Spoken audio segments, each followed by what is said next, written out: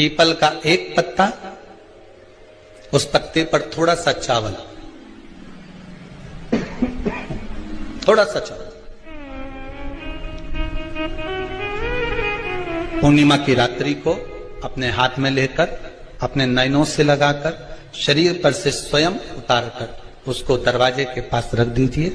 पूर्णिमा की रात्रि को पूर्ण होने पर उस चावल को दूसरे दिन सूंघ कर बहते हुए पानी में डाल दीजिए। महाराज, कितने भी रोग से ग्रसित हो गए, पीपल का एक पत्ता 52,000 ब्राह्मण की साक्षी कराता है। महाराज बहुत ध्यान देना, पीपल के वृक्ष में स्वयं नारायण का, मेरे कृष्ण का वास है। स्वयं भगवान गीता के अंतर्गत कहते हैं कि मैं पीपल का वृक्ष हूं। श्री शिवाय नमस्तु।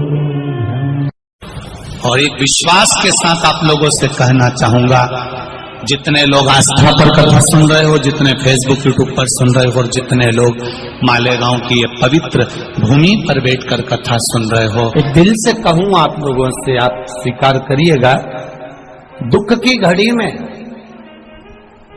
कोई आए चाहे ना आए, अगर आपने दिल से, कर्जा हो गया, समस्या विकट हो गई, तकलीफ बढ़ गई, दुख बढ़ गया, आप शंकर भगवान के मंदिर में जाकर, ये जरूरी नहीं है कि आप सीहोर आए या कहीं जाएं, आप तो आपके घर के पास में जो शिव मंदिर हो, उस मंदिर में एक लोटा जल चढ़ाना चालू कर दो, और धीरे धीरे दुख काटना प्रारंभ कर दो। काटेगा दुख, बस जल चढ़ाने का एक नियम है शिव जी का।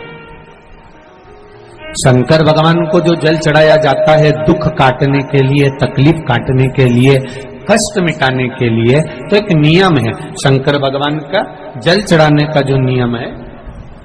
जैसे ये गौल जलाधारी है, यहां से पानी गिरता है, ये शिवलिंग है। ये दो जो भगवान का पानी जहां बहकर जाता है ये गोल में से, तो यहां जो स्थान है, ये सीधे भाग पर गणेश जी विराजमान है, लेफ्ट भाग में कार्तिकेय जी है, बीच में एक मोटी सी लाइन होती है जहां सुख सुंदरी है। ऊपर से जो बूंद बूंद पानी गिर रहा है वो शंकर भगवान की 5 लड़कियां हैं, जया, विषहरा, शामलीबारी, दौतली और देव। जहां गोल भाग है, जहां शिवलिंग रखा हुआ है, ये माता पार्वती जी का हस्त कमल है, जिसको पीठिका कहते हैं।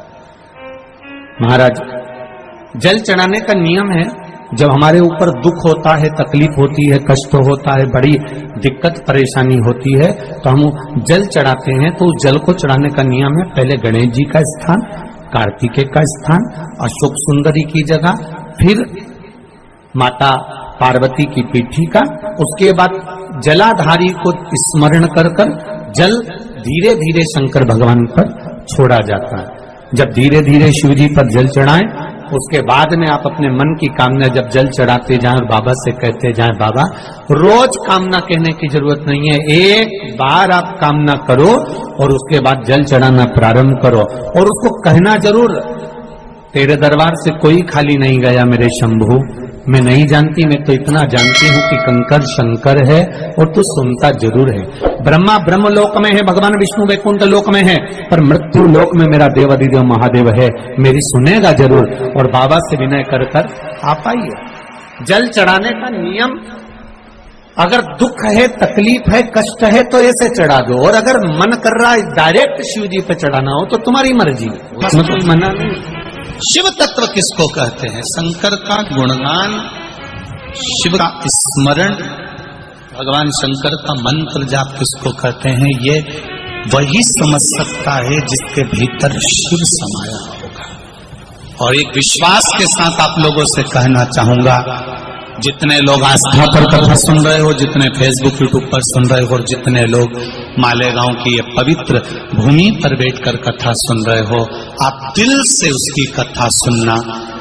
इस वाणी का, इस व्यासपीठ का एक शब्द हो सकता है हॉस्पिटल में पड़ा हुआ कोई व्यक्ति, कर्जे में डूबा हुआ कोई व्यक्ति, गलत व्यसन में पड़ा हुआ कोई व्यक्ति को आपके द्वारा निकली हुई वाणी से भी बाहर निकाल सकता है। जैसे उस माँ को कहा किसी ने सियोर वाला महाराज कहता है एक बार चले तो जा शंकर जी के मंदिर में। उसने पत्र भी लिखा।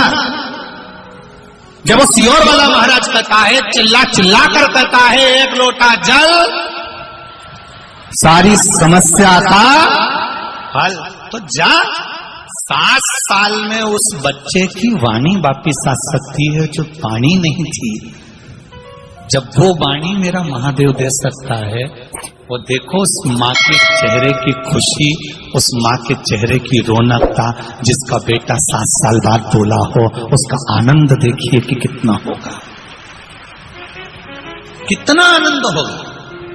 एक बात और अच्छे से समझ लीजिए, जो बच्चे चिड़चिड़े होते हैं, चाहे घर में बेटे हों, बहुएं हों, सास हो, ससुर हो, परिवार में छोटे छोटे बच्चे हों, चिड़चिड़ प्रवृत्ति करते हों या चिड़चिड़ा स्वभाव हो, जरा जरा सी बात में क्रोध आ जाता हो, बोलने का भान नहीं रह पाता हो, शब्दों के बाण चलते हो, तो महाराज प्रदोष के दिन, प्रदोष काल में बेलपत्री के पेड़ के नीचे एक जो पत्ता आपके पास में हो, पान का मिल जाए तो पान का, पीपल का मिल जाए तो पीपल का, बेलपत्र का मिल जाए तो बेलपत्र का, उस पत्ते पर मात्र थोड़ा सा शहद और 7 दाने चावल के रखकर घी का दिया लगा दो महाराज, और थोड़ा सा जल हाथ की अंजलि में लेकर भगवान देवाधिदेव महादेव का स्मरण कर कि इस बेलपत्री के वृक्ष के नीचे माता लक्ष्मी, पार्वती, सरस्वती विराजमान है। इसी बेलपत्री के पेड़ के नीचे मेरे देवाधिदेव महादेव का 12 ज्योतिर्लिंग का स्वरूप प्रकट है। उनका स्मरण कर जल चढ़ा दीजिए और उसका स्मरण कर लो जो चिड़चिड़ प्रवृत्ति करता, क्रोध करता, जिसको बोलने का भान नहीं होता हो, सम्मान नहीं देता हो, अपशब्द कहते हो, उनका स्मरण कर छोड़ेंगे। एकदम एक प्रदोष करेंगे, दूसरे प्रदोष तक तो आपको कोई दिक्कत ही नहीं। 2-3 प्रदोष कर देखिए, बाबा कृपा